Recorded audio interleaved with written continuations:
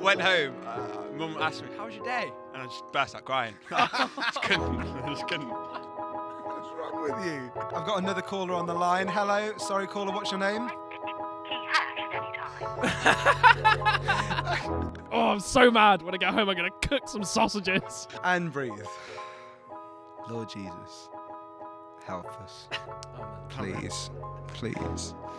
Hello and welcome to Real Talk. This is a show where we talk about real stuff. This is TLC's first ever podcast aimed at youth and young adults.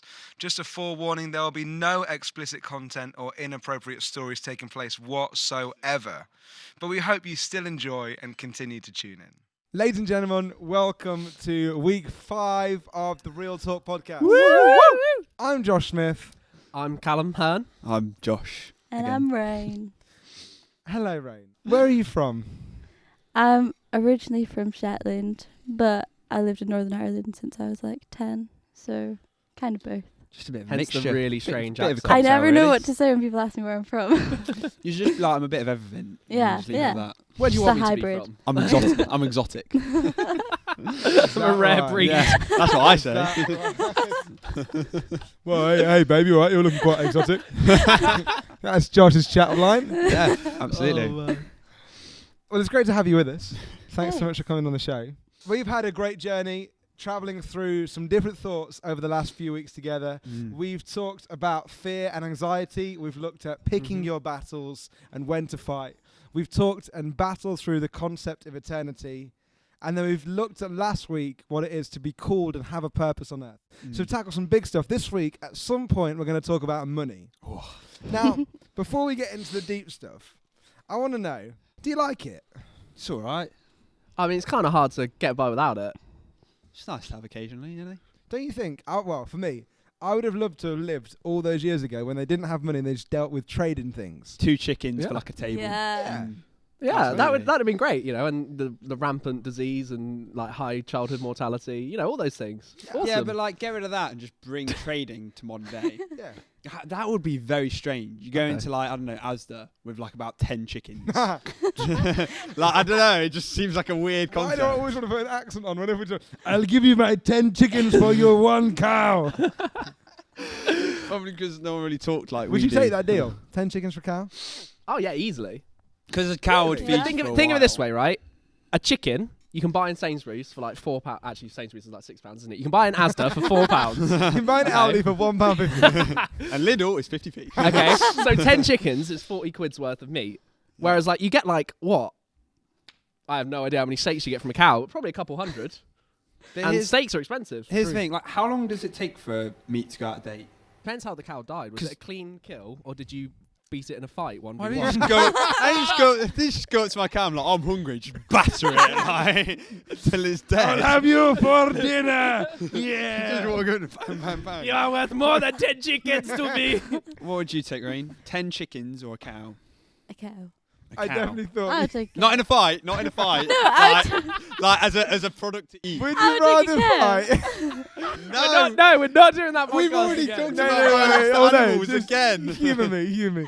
Would you rather fight No. 1 cow-sized chicken or 5 chicken-sized I'm not cows? Oh, answer that chicken-sized question. cows. You'd go chicken-sized cows? Yeah. I'm actually, you know, the fear of cows is coming up here. So maybe the cow-sized chicken. Who Yeah. knows? Chicken's got a really sharp beak. I'll go with the small cows. Yeah, small cow. Ah. Anyway, Back to money. Yeah. Kind of reminds me of when we were in Kenya and they were saying they were asking how much would like they take me for or Megan for in terms of like cows or chickens or whatever it was. What was the price? I can't remember. It depended if you could Someone cook and offered clean. a couple cows. If you could cook or clean, you're worth more. Apparently, Megan was worth more because of her hair. She's Yeah. blonde. Yeah. Yeah, Blonde yeah. hair. blonde hair's quite a big deal in most of the non-European world. Yeah. Yeah. true. So I remember when I went to India and like some of the people that went there were blonde and people were just fascinated by it. They're trying to touch your hair. Yeah. a little bit all like- the kids it's a in little bit weird. Kenya were They like love all Megan's over hair. Megan's hair. Love Megan's But hair. not yours. They were over mine too, but Megan's hair was like, that's blonde. They just, yeah. Mm. Gold hair. They were all over your hair as well, weren't they, mate? Your leg There's hair. not much. You know, They actually were. Pulling They your hair actually out. Yeah, were. faithful. Oh, there you go. Was a fascinated thing. They said I had a. They said, "Oh, that's a really big head." I was like, wow. I don't know if that's them complimenting me or Yeah, this one girl literally said, he has a big head. big head. You know, when 10 chickens, big head. there was a school trip that went to Kenya in like year 8 or so. I didn't go because poor family, you know. Woo! Anyway, there was a guy who went who was in my year who was a little bit overweight. Like his surname was Oh. Hamby, and people used to call him the Ham. Oh, It was. if you're called It the was, ham. oh my gosh! If you're listening, I'm really sorry for bringing that up. But he wore it like armor. You know, Okay, he yeah. was aware that he was slightly He's like, overweight. yeah, I'm the Aw. ham. He just kind of went with it. When they went to Kenya, they like met loads of kids in an orphanage, and one of them came up to him and was like, "Are you a man or a woman?" Oh no! Oh no! Oh bless him. That was severely hit his self-esteem. It's quite one of the hard. moments where you want to like, have a definitive answer, isn't it? Because if you get shocked by a conversation, sometimes you're like, I don't know. When was the last time we went to Greg's? Couple weeks ago. So I always do this at Greg's. I know what sauce I want, right? Mm. But when they ask me, I still freak out. Yeah. Do you want red or brown? I'm like, That's because no one calls it red sauce, so it throws you. So for Hamby, bless him, maybe he was there at that moment. Are you a man or a girl? And he goes, And they're like, brown sauce. Do you know what I mean? Just doesn't get it. What is the most ridiculous thing you've ever spent your money on? we've spent because we've bought the same thing. Do you I know what didn't I'm bu- talking I didn't about? buy mine. You It didn't was a buy gift- it was a yours. gift. See, I bought mine. Yeah. All of mine. Don't know what we're talking about. Me All and of yours, Callum- because you have more than one. Yeah, I have more than one. Me and Callum have replica swords. That was a very strange era Oh for me. my I don't know why. I just found I want loads of swords. Yeah. How yeah. many swords do you own? Three. Three? Now. Yeah. What do you have? Sword from Lord of the Rings. Which one? Sting, and then I have King from Rohan. King Theoden's sword. Yeah, we're yeah. nerds. It's all right. We Okay. can go. My with Fair opinion enough. of you is I'm trying to act done. like I don't understand it. I know you when are, yeah. I know exactly I know, what yeah, Rohan You is. probably and know King, the sword's name and everything. Don't you? Yeah, That's yeah, right, but I'm trying to act like I don't. trying to sound act cool cool with it. Right, I'll cut this bit out so you can still sound and cool. and then I have a katana as well. What would you sharpen it with? I don't know, anything I can find. No, incorrect. What do you sharpen a sword with? A whetstone. No, you Who's do a it, real yeah. nerd? Him, not you. Talking the about grinding ridiculous circle Fake parts, nerd. although I don't regret it at all because it's great. I own a whetstone. You actually? Yeah, Genuine. I own one. So you could It's sharpen. for sharpening kitchen knives because sharpening steels don't actually work. Fun fact. So you've bought 3 replica swords. They have absolutely no use to me. You own one, but you didn't buy it yourself. So the story says. Yeah. Did Sharice buy No, it? so what it was in the run up to mine and Sharice's wedding, and I was like, Put it on your wedding list. I want a sword for You my did wedding. not. no, Aw. it's probably worse than that. We were like, you know what would be really cool? Like, I don't want to just cut our cake with like an old cake knife. I Oh want to cut my it with a sword. word. Yeah, I like that. So I said, like a week before the wedding, I was like, Mum, can I give you a job? She's my mum. She's like, yeah, anything you want. I was like, Mum, can you find me a sword? So she's running around, like, that's how much she lives, going to all these like boot sales and like antique shops. And I'm like, does anyone have a sword? And yeah, she managed to get one for me. And I cut my wedding cake with a sword. That's quite a cool way to cut your cake, though. Didn't you two buy those weird guns that you just... Oh yeah, we bought That is the the you- best investment Did you buy ever. those... So, all right, go on then. So, talking about massive wastes of money, there's something called gel soft, which It's not a waste of money. is like airsoft, but for those who don't want to get actually hit and hurt by bullets. Have you taken a hit from Matt's Gelsoft gun? No. It left a bruise on my hand. Oh my Did it? word. Genuinely. And I bruised my hand. well, this is the thing. So I was like that with his mum. His mum was coming up to me. She's like, "Josh, you shouldn't have bought him that. Like, I'm going to sleep with bruises every night." Oh, And then- Denise. And T-dog. then, yeah, and then I was like, "Oh, Denise, grow up. Come on, it's not that bad." And then I walked up to his door and I Shot knocked you. on the door, and he just came out and just like sprayed me down. It hurt Oh so my much. word. Hurt so much. No, I was stag do. I went paintballing first time I'd been, and That's it brave. was like capture the flag, and I was like, yeah, come on, ran like straight up the middle. Took 2 shots to the chest, and I was like, nope, turned around and ran the other way. Like little tear in my eye because it really hurt. We did. Everyone does paintballing for stag do, don't they? They just Yeah. do. So we did paintballing for mine, and we played a couple of games where it was like hunt the stag.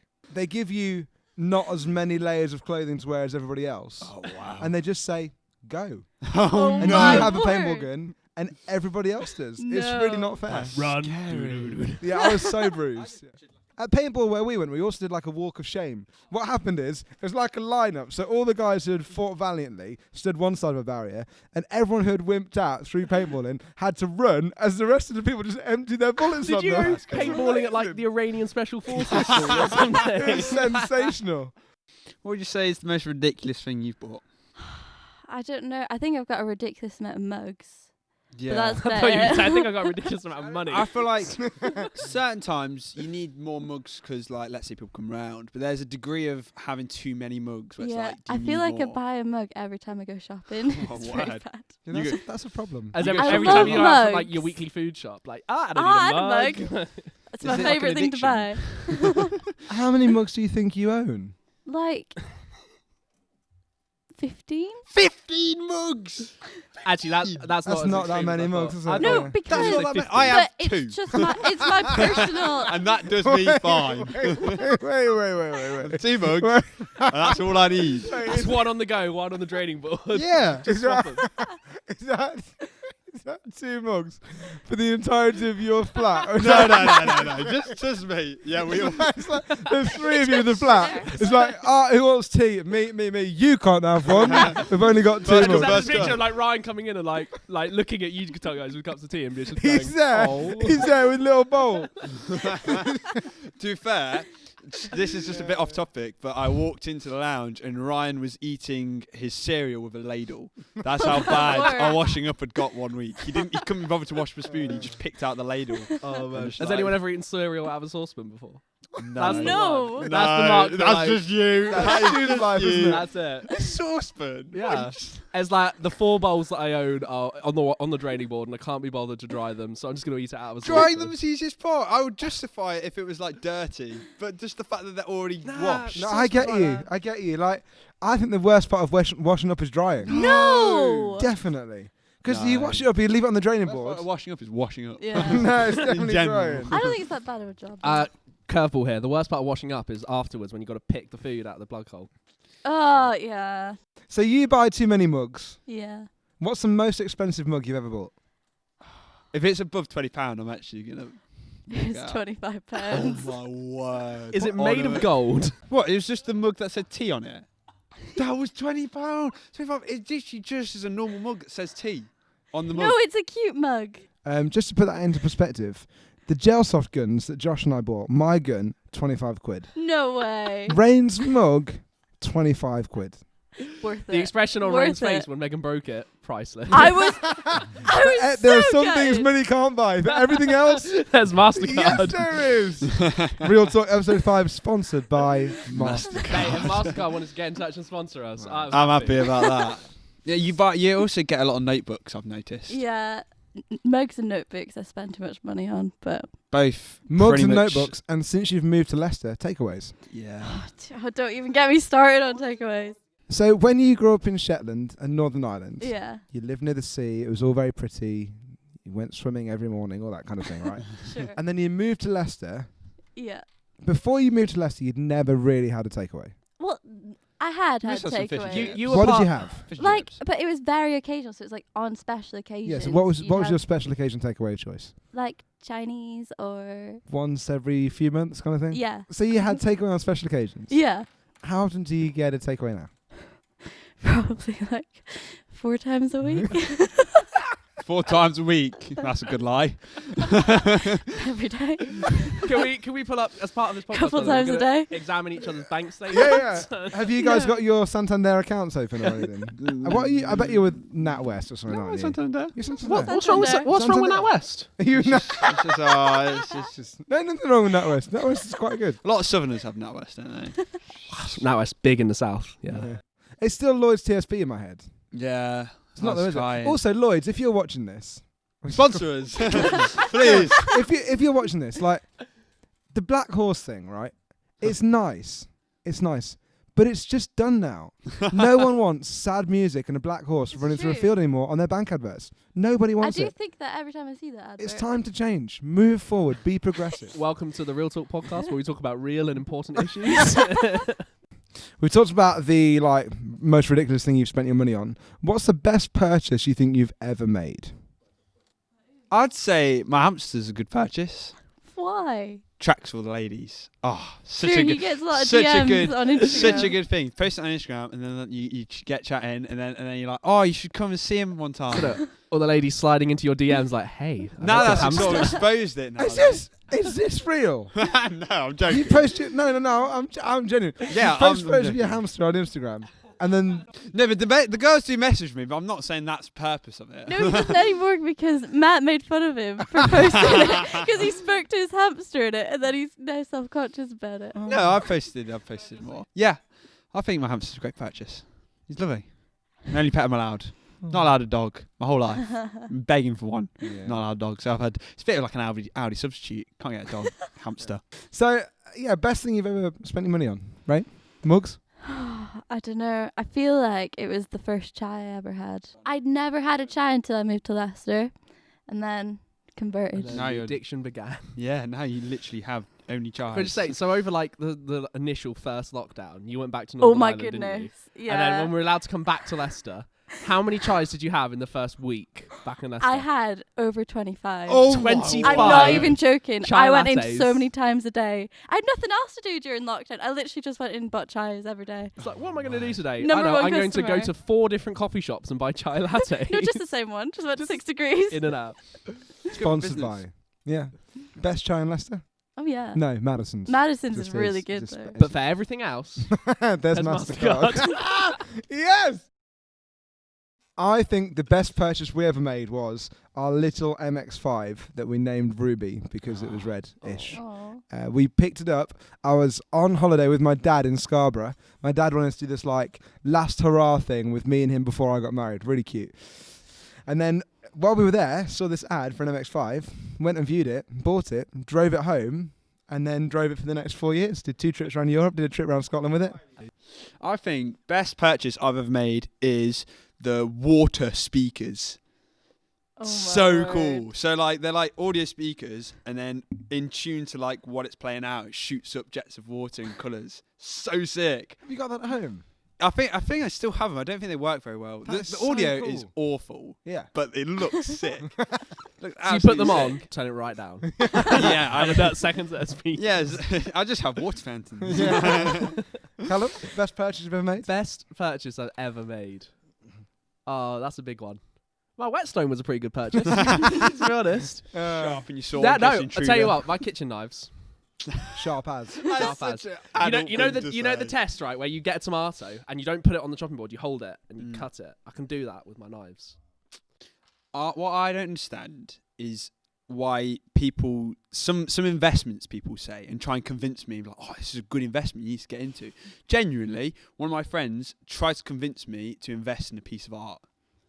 Yeah, so explain. You've got this passionate distrust of art. Oh, I cannot justify expensive pieces of art in any way. I'm sure Mona Lisa is a great piece of art. I understand that is a good piece of art. Other things that highly detailed, good piece of art. But I But went modern art. Rubbish. I went into Tate Modern. Rubbish, yeah. First time, I didn't know what it was. I thought it was going to be like loads of cool technology and stuff. Tate Modern's an art museum. I went in and I was absolutely baffled at what people were Yeah. staring at for so long. There's one, isn't there, that's just white. It's Oh. just a white picture on a I've got white it, I've got canvas. This, I'm gonna show you the picture. This is the painting. Yeah. Okay. I saw this No. in Tate Modern. No. This. Should I just show it to the cameras? Worth a grand total of $20.6 million for What? a white painting. If you couldn't see it on there, I'll just pop it up in the editing. But it is literally a plain white painting, On and a it is white canvas. on a white canvas, which is, I don't see the point in doing white on white, but you know, Well, you see, Josh, you just don't get it. genuinely, it is apparently It's a minimalism. deconstruction of the artistic norms of. It's a minimalism art style, apparently, and because white is such a plain colour, it allows you to imagine anything you want, and it allows your creativity to go That wild. That is rubbish. Also known as any 5-year-old with a pack of crayons. It's, and a it's piece of absolutely paper. waffle. What this guy did is he just painted white on a white canvas, put it in a museum, and it's just gone for £20 million. And he's not explaining it anyway. He's just like, oh yeah, here it is. And then all of the art critics are like, whoa, this is amazing. So brilliant! Look at this.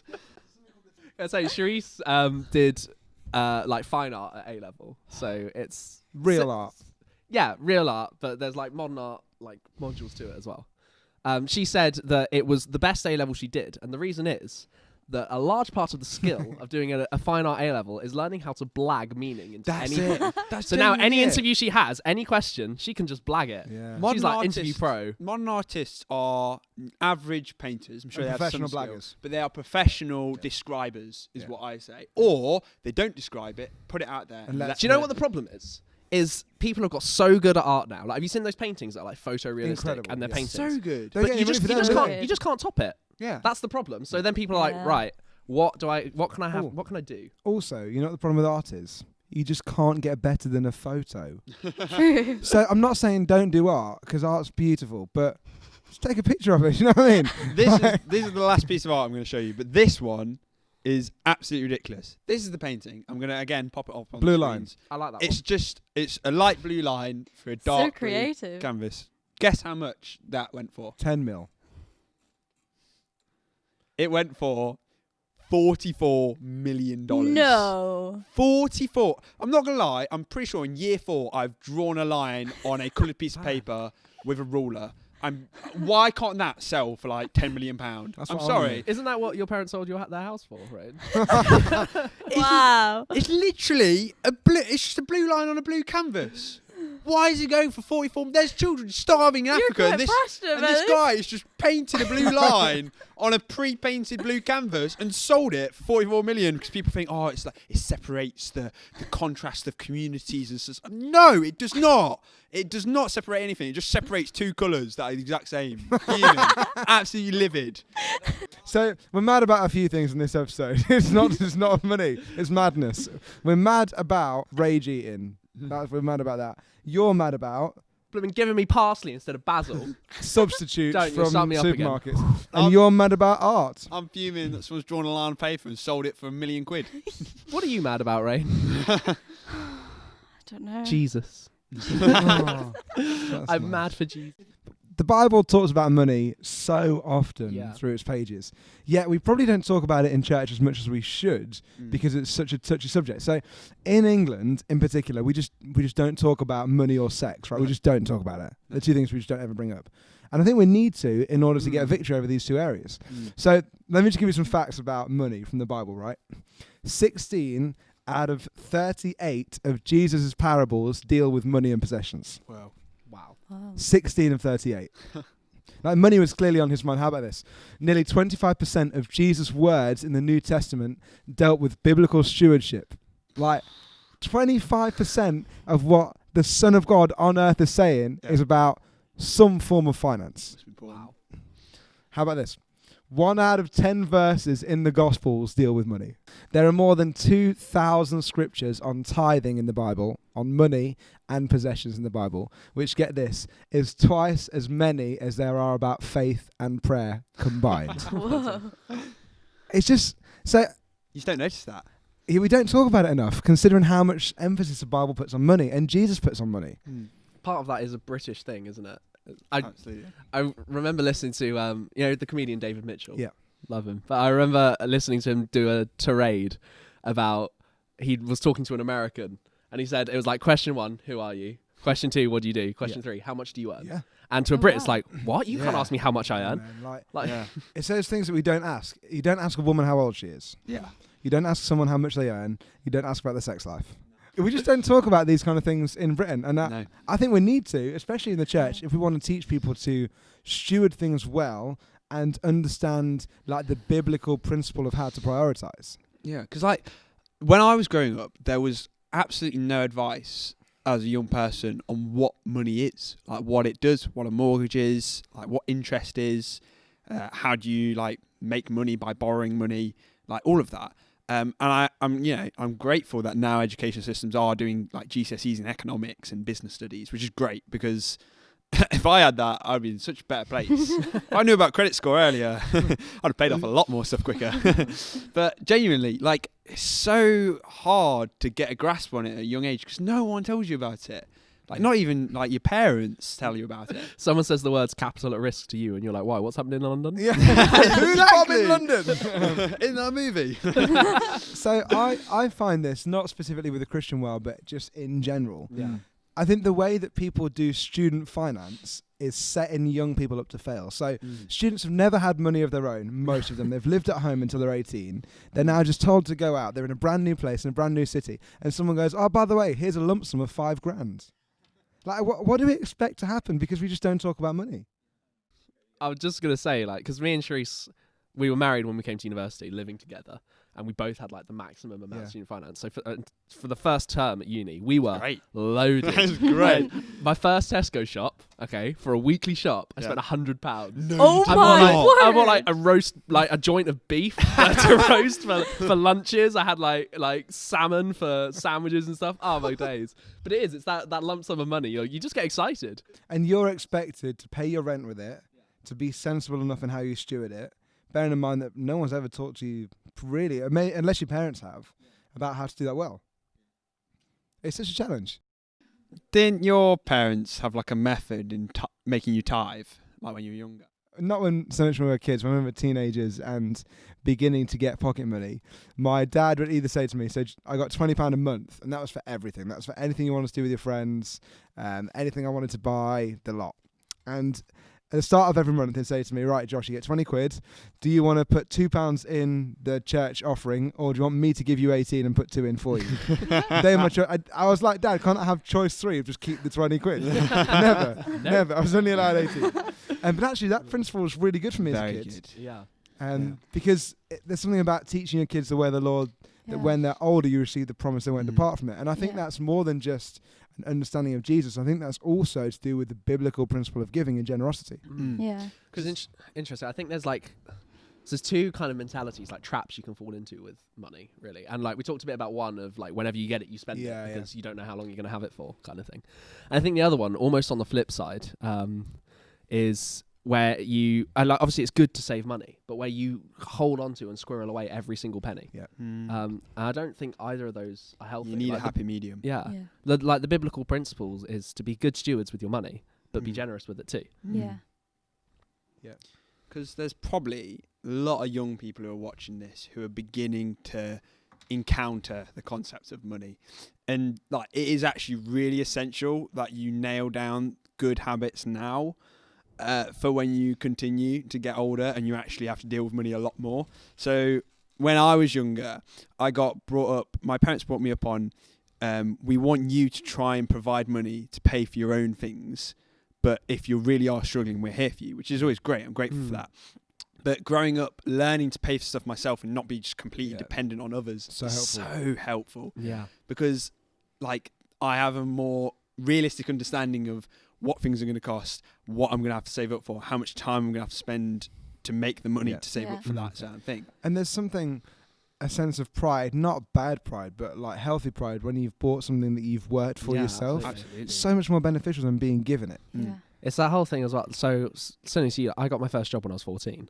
And we talked a bit about it last week. That was partly because my parents were like, well, you know, if you want to spend money, you need to earn it. Which it was really good for me because I learned from the age of 14, I learned how to manage my money. And actually, if I wanted to save for something, I had to save for it. I couldn't just keep spending it. Which meant that when I got to university and I got that fat student finance check, apart from £100 first week shop, I already knew something of like, okay, how do you divide money up so you've got enough for the whole time you got to be spending it. And how vital is it as Christians when we have money? We've got to be partly generous with it as well. Definitely. If you only ever spend money on yourself, that's not what you're called for. Like it is not what you're called for. Like I always think, like especially with tithing as well, you've got to tithe, and I think you've also got to tithe into people, if that makes sense. And start doing that when you're younger, because like God rewards you when you also give out to others. Yeah, and I think there's a principle as well that often generosity and honour go hand in hand. It's part of the way we witness as well, because like generosity isn't an exclusively Christian thing, because it's something that is built into us. But there's so let's take tithing for instance, the biblical principle of giving away 1/10 of your income into church. And there's some kind of conversation about like, what do you give away 10%? You have to give away 10%. Like, when does that accept? All of that. But let's just ignore that for a minute and just take that principle in context. If you tell someone, the first thing I do when I get my paycheck is I give 10% of it away. Most people, that sounds mad. Yeah. It's like, why? Yeah. Why are you giving away such a massive chunk of your money? But actually, as Christians, that's part of developing a generous heart, and it's also part of witnessing to people, to showing, well, actually, like, God first gave me everything. Yeah. That's it. So out of that. Yeah.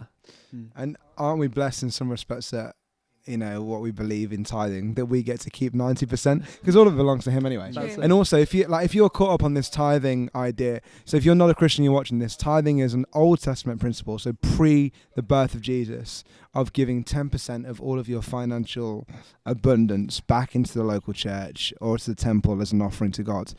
Jesus would go further than that. So Old Testament principle is tithing, and people often say, well, Jews didn't preach tithing. No, but he preached generosity, and tithing would have been a below par benchmark. So if people are Christians and they're trying to say, well, Jesus didn't teach it, that's because he taught abundant generosity, which goes far above and beyond tithing. So it's the story, isn't it, of the wealthy people that are tithing at the temple, and then the widow who gives the 2 copper coins, which is all she has to live off.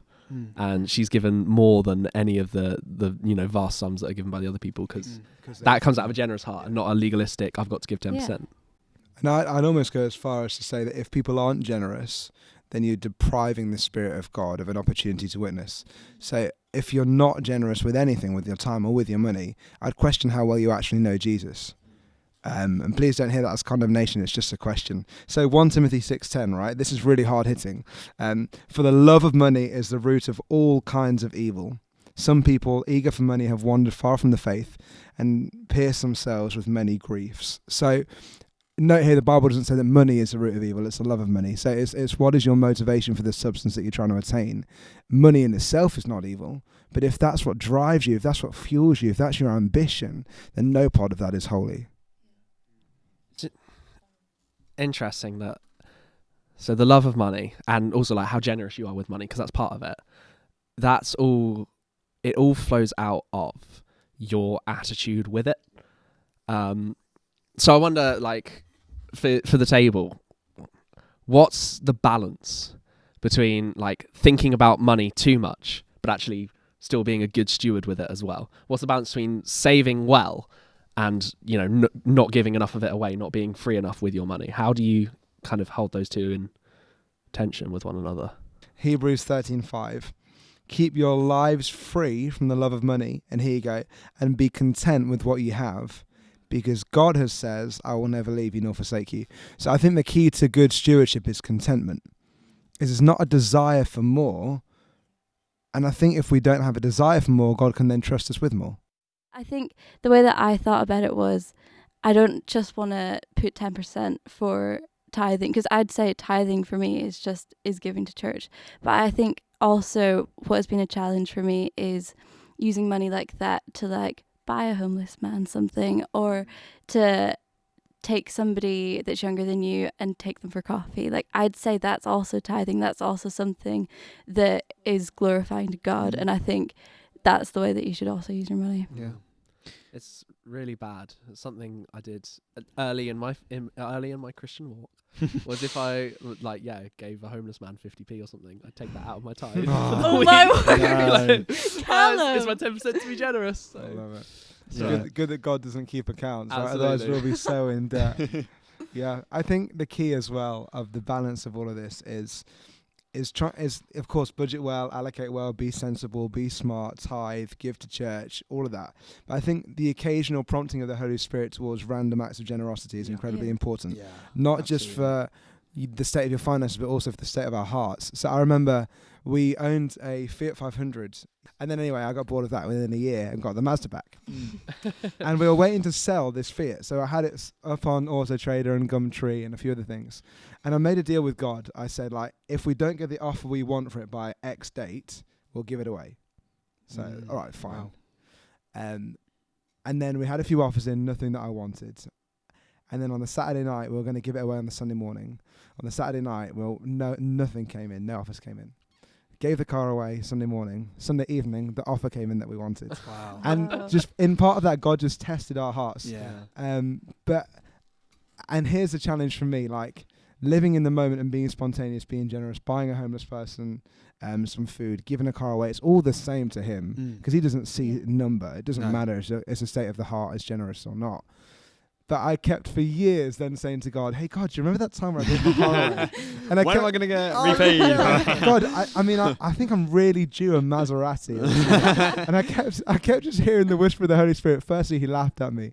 And then he kept saying, Josh, when are you going to repay the cross? Yeah. Wow. And Wow.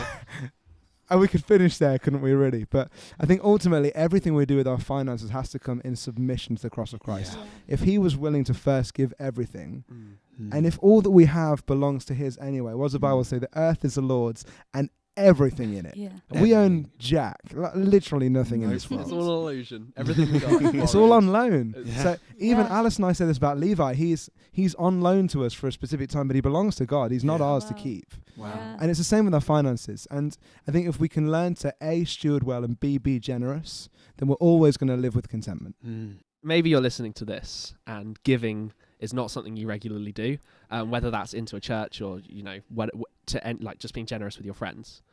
I just want to encourage you to start and just Begin. start small. It Mm. doesn't have to be Yeah. a massive chunk of your income. Yeah. Just put £5 in the offering pot one week. Yeah. Mm. the Or journey. buy someone a coffee who's not expecting it. Mm. Yeah. And as you journey through that process of beginning to develop a generous heart, Mm. God blesses Yeah. you for it. And That's it's the Bible says it's more blessed to give than to receive. Yeah. And that's true. No, good That's stuff, so man. true. Good stuff. So we'll wrap it all up here. Just to say, if you're a mature Christian, you're in a church, you're not giving, then again, like every week we seem to say this phrase, there is no condemnation because there's not in Jesus, so there No. can't be in us. But I think if you don't give, you rob yourself the chance to be blessed. Yeah. Yeah. Genuinely, I've got friends who have been intrinsically involved in church for years and never given a penny, and their finances are always in a bad state. Mm. Now, you could say that's circumstantial. I don't believe it is. But God allows us the freedom to choose, right? Mm. Yeah. That's the crazy thing. Yeah. All the way through, the freedom to choose. Yeah. And he does the same with you and I, even now. So God is not transactional, he's relational. We don't give because we have to, we give because he first gave everything. Let's not love money. Let's not hold on to it tightly, because at the end of the day, you can't take any of it with you. No. Yeah. Once you go, you're gone. That's it. You're not going to say, oh, I wish I kept that tenner instead of giving it away. You're really not.